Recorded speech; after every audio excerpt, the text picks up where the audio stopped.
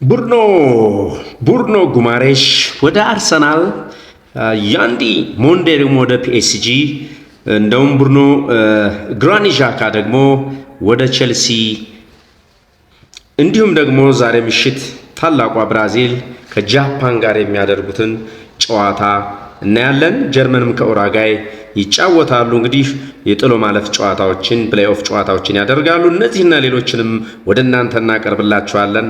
ሰላም እንደምናችሁ ውድ አድማጭ ተመልካቾቻችን፣ ሰላም ጤና ይስጥልን። ዛሬው ስፖርታዊ ዜናዎቻችን እንግዲህ እስኪ በዝውውሮች እንጀምራለን። ቡርኖ ጉማሬሽ እንግዲህ ወደ አርሰናል ይመጣል እየተባለ ከወዲሁ እየተወራለት ይገኛል።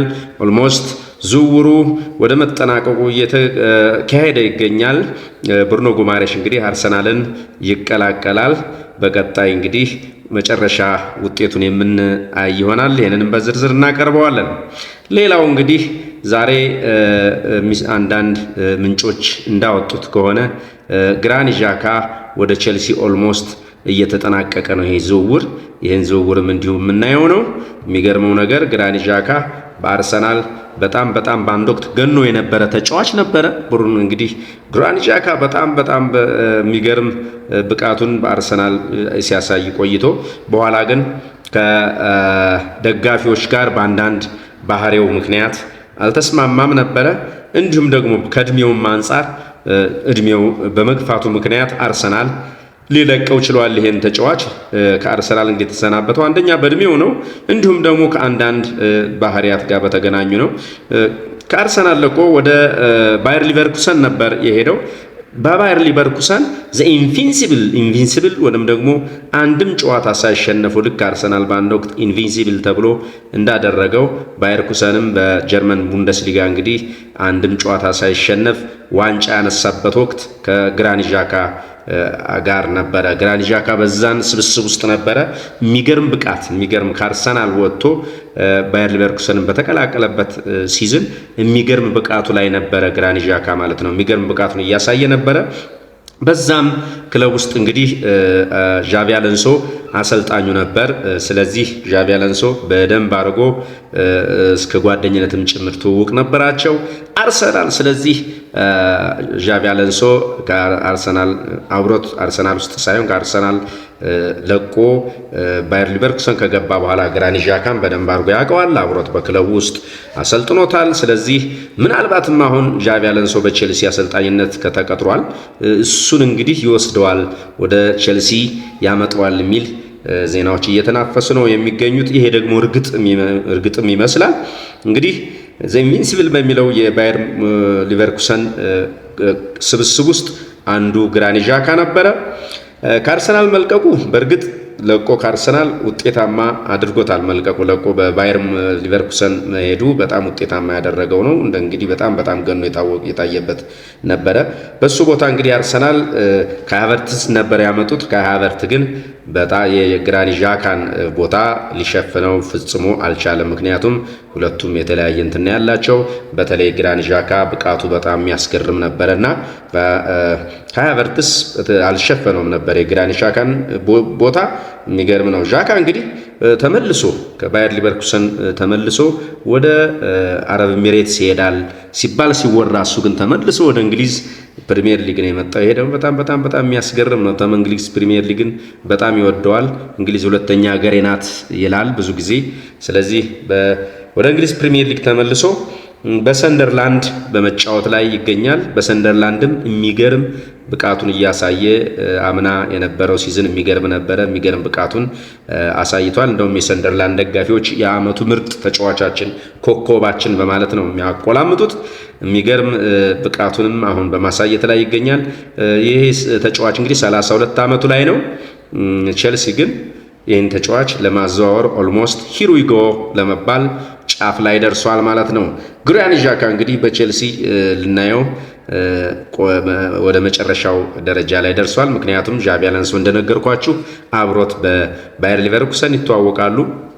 ስለዚህ አሁን በውስጥ ጨርሰዋል። ኦልሞስት ዣቪ አሎንሶ ግራኒት ዣካን ወደ ቼልሲ ለማምጣት ከፍተኛ ጉጉት አሳድረዋል።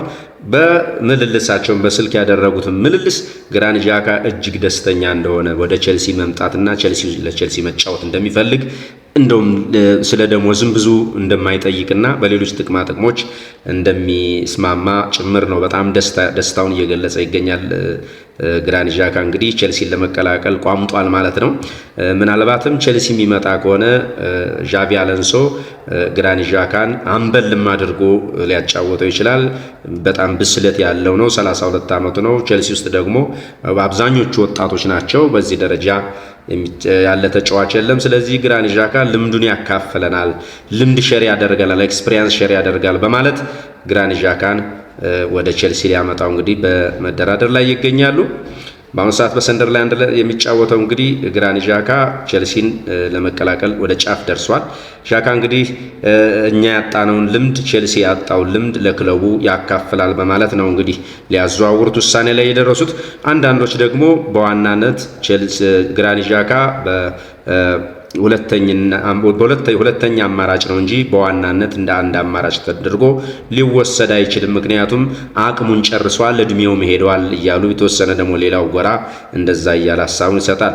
ዣቪ አሎንሶ የግራኒት ዣካ እንግዲህ በጓደኝነትም ጭምር ይተዋወቃሉ፣ አብረው ሰርተዋል፣ አብረው በጨዋታ ሜዳም ይተያያሉ። እሱ ግን ልምዱን ያካፍለናል ግራኒት ዣካ። ስለዚህ ይህ ተጫዋች በምንም አይነት ሁኔታ ወደኛ መምጣት አለበት እያለ ከወዲሁ እንግዲህ ሀሳቡን እየገለጸ ይገኛል። ግራኒት ዣካም በጣም ደስተኛ ስለሆነ ወደ ቼልሲ መቀላቀሉ፣ ስለዚህ ነገሩን አልጋ ባልጋ ያደርገዋል፣ ቀላል የሚያደርገው አላማት ነው። ቼልሲ እንግዲህ 15 ሚሊዮን ፓውንድ ነው ያቀረበው ለግራኒት ዣካ ዝውውር። ይሄ ደግሞ በጣም ክፍተት ልዩነት ተፈጥሯል በገንዘቡ በኩል። ምክንያቱም ሰንደርላንድ ያቀረበው በጣም ከፍተኛ ነው። ከ25 እስከ 30 ሚሊዮን ዩሮ ነው እንግዲህ ሰንደርላንዶች እንዲከፍሉት ቼልሲ እንዲከፍላቸው እየጠየቁ ያሉት። ቼልሲ ግን 15 ሚሊዮን ብሎ እየጠየቀ ይገኛል። ዣካ እንግዲህ ወደ ቼልሲ ኦልሞስት ተጠናቋል ማለትም ይቻላል። ምክንያቱም በጣም ደስተኛ ነው። ቼልሲን ለመቀላቀል እጅግ በጣም ደስተኛ ነው። ግራኒት ዣካን በቼልሲ እናየዋለን፣ በእርግጠኝነት እናየዋለን። ሂር ዊ ጎ ሊባል እንግዲህ ጫፍ ደርሷል ማለት ነው። የሚገርም ነው እንግዲህ በቀጣይ ቼልሲ እንግዲህ ይህንን ተጫዋች ከአርሰናል ወደ ባየር ሊቨርኩሰን፣ ከባየር ሊቨርኩሰን ወደ ሰንደርላንድ፣ እንደገና ወደ እንግሊዝ፣ ከእንግሊዝ ደግሞ ከሰንደርላንድ ደግሞ ወደ ቼልሲ የሚገርም ዝውውሮች እንግዲህ የዞረ በዚሁ በእንግሊዝ ፕሪሚየር ሊግ ውስጥ እንግዲህ ይወደዋል። የእንግሊዝ ፕሪሚየር ሊግን እንግሊዝ ሁለተኛ ቤቴ ናት ነው የሚለው። ይህን ተጫዋች እናየዋለን። ስምምነቱ እውን ይመስላል። ሂር ዊ ጎ ሊባል እንግዲህ ኦልሞስት ጫፍ ላይ ደርሷል ማለት ነው።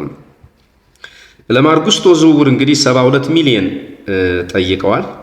ሲቲ ነው እንግዲህ ቼልሲ ማርክ ጉስቶን በ72 ሚሊዮን ዋጋ ለጥፎለታል። ሲቲ ደግሞ ይህንን ተጫዋች አጥብቆ ይፈልገዋል። ማርክ ጉስቶ እንግዲህ በቀጣይ ወደ ሲቲ ተዘዋውሮ ልናየው እንችላለን። ሌላው ማርኮ ባሌስትራ ከአትላንታ ወደ ቼልሲ ሊመጣ ነው። 55 ሚሊዮን ኦልሞስት መጥቷል። ሂሩጎ ተብሏል። 55 ሚሊዮን ዩሮ ተለጥፎለታል። ቼልሲን ይሄ ተጫዋች እንግዲህ ኦልሞስት ተቀላቅሏል ማለት ይቻላል። ማርኮ ባሌስትራ እንግዲህ ከአትላንታ ቼልሲን በይፋ ተቀላቅሏል። ይህን ይመስላል። ዛሬ እንግዲህ ምሽት ላይ ታላቋ ብራዚል ከጃፓን ጋር የጥሎ ማለፍ ጨዋታዋን ወደ 16 ውስጥ ለመቀላቀል ትፋለማለች። መሲ ኮሜንታችሁ ግምታችሁን አስፍሩልን። ማን ያሸንፋል? ታላቋ ብራዚል ትወድቃለች ወይስ አሸንፋ ጃፓንን አሸንፋ ወደ ቀጣዩ ዙር ትቀላቀላለች? ላይክ፣ ሼር፣ ሰብስክራይብ እያደረጋችሁ ፕሮግራማችንን ተከታተሉ። ማን ያሸንፋል? የዛሬውን 2 ሰዓት ላይ ነው ጨዋታው የሚካሄደው። ጨዋታውን እየጋበዝናችሁ እኛ ከወዲሁ እንሰናበታለን። ሰላም፣ ጤና ይስጥልን። ሰላም ቸብቱልን። ቻው